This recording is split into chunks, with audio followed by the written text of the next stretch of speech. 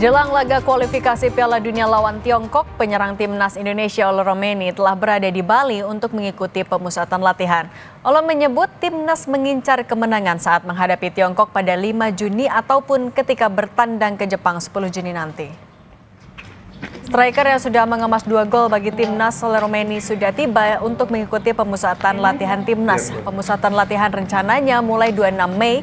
Ole Romeny mengaku ini merupakan kunjungan pertamanya di Bali. Penyerang 24 tahun ini menyebut pertandingan melawan Tiongkok dan Jepang saat penting untuk memperbesar peluang lolos ke Piala Dunia. Bye.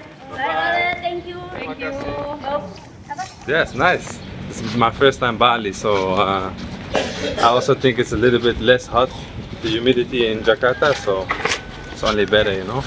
So yeah, really important matches. We know what we gotta do, you know. We have to win the games to make a chance to go to the World Cup. So but we always go for the win, so nothing changed.